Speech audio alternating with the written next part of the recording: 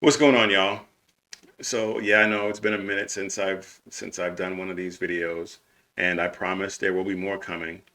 But this topic I wanted to talk to you all about right now is one that I've ever since I first saw this interview that we're going to talk about. Um, I've wanted to do this video, and I finally have been able to get around to doing it. Uh, I'm sure all of you watching know who Matt Walsh is and are at least familiar with the movie What is a Woman, even if you haven't seen it. I hope you've seen it. If you haven't seen it, you need to check it out. But in that movie, there was an interview that he did with a woman who was in shadow, and her voice was altered. And that woman is a former teammate of Riley Gaines and that dude, Billy Thomas. And she decided that she's ready to show her face and get into this fight. And so she decided to do a follow-up interview with Matt Walsh.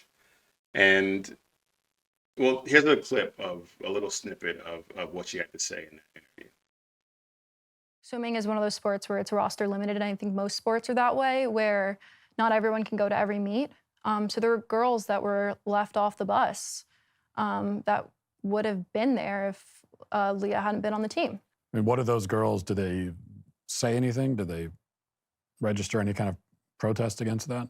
Yeah, actually, one of the girls, was very upset. She went crying to the athletic department, and something in that conversation, I don't know what they said to her, but she then was completely on board and thought Leah swimming was like this magical, beautiful thing. Really? Yeah. It was She anyone was who, crying. She was crying about it. Mhm. I mean, rightly so. Yes. She talks to you said the athletic department. She made a meeting. She's like, I'm going to speak to the athletic department about this. And I said, go you. And she came back from the meeting, and suddenly it was the most magical, beautiful thing that this was like, we're part of this groundbreaking team. There was something going on in that athletic department that wanted to keep us quiet. And I was like, this is getting scary. They said, don't talk to the media. You will regret it. Is that a direct quote? You Yep. will regret it. Yep. Another thing they said is Leah swimming is a non-negotiable. And then they provided us with counseling services to help us be okay with Leah swimming.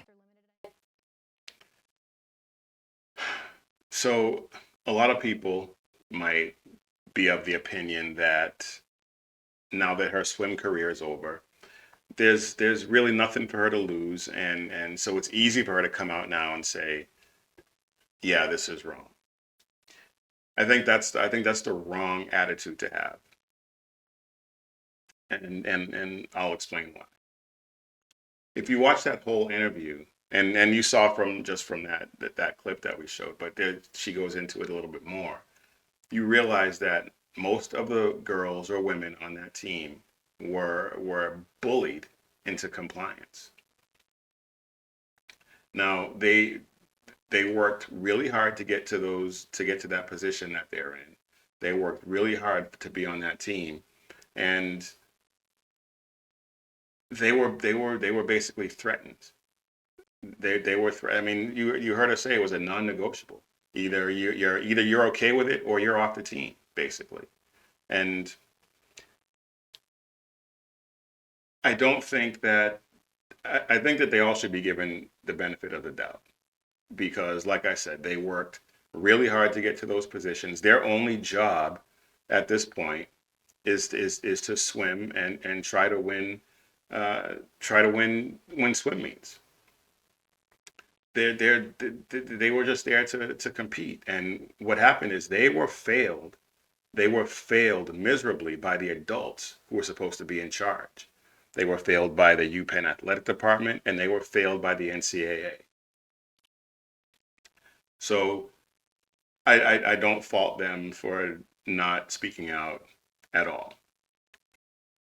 But here's what I think the lesson is.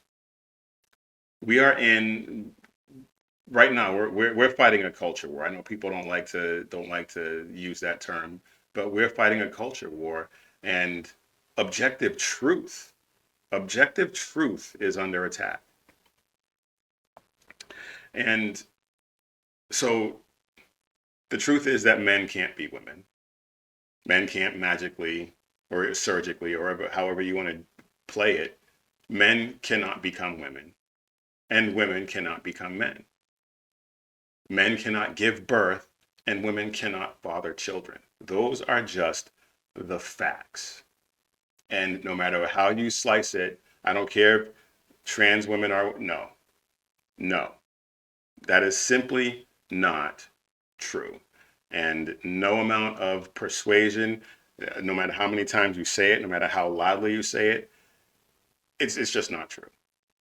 Period. The end. Genesis 127, and I'm going to read this so I make sure I get it absolutely right. Genesis 127 says, "So God created man in his own image. In the image of God he created him, male and female he created them." It there it is. There are two genders, and there's all. I mean, you can go into all the different ways that that's just obviously true, but there it is. In the Bible, God created man and woman. That's all I need. But there's all kinds of other. If the Bible is not where you derive your conservatism from, that's fine. I would implore you to check it out. But if that's not where you get your conservatism from, that's fine.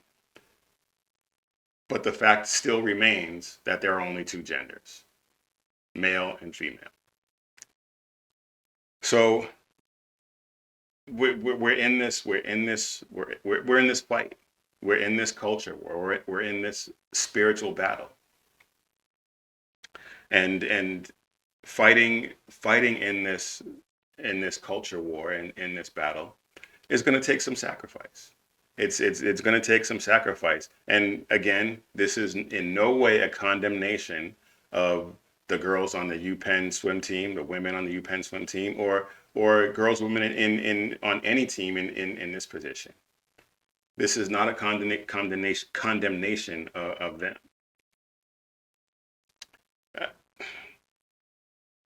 there's there's so many examples of how this is just objectively wrong. You have the girl, and I can't remember where this took place, but there was a girls volleyball team who was playing a team from another high school who had a boy pretending to be a girl on the team, and he spiked the ball so hard she couldn't react to it, hit her in the head. She was concussed. She was in the hospital for days. I believe she might have been in there for a week, and she's suffering permanent damage as a result of it. She has to wear glasses now. She has cognitive issues where in her classes she's not grasping the information the way she used to. Things are not coming as easy to her as they once did. She's not as athletically gifted as she used to be as a result of this. She can't play volleyball, and her on her softball team she's not as good as she used to be. So if they always say if it saves one life when they're talking about all this other nonsense. Well, it affected one life. She's never going to be the same. That should it never should have gotten it never should have reached this pitch anyway. But there we have one example, one very egregious example of a girl, a woman who is going to be affected by this for the rest of her life. And the fact that people like KJP up on the White House briefing room podium is basically saying, when asked about it, trans women, not that there's a such thing, but these people pretending to be the sex that they're not, just deal with it. Just deal with it. That's their attitude.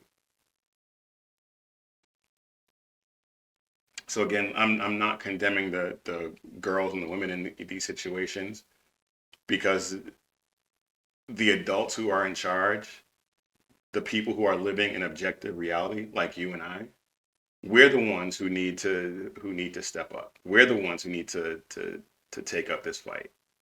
so that they don't have to.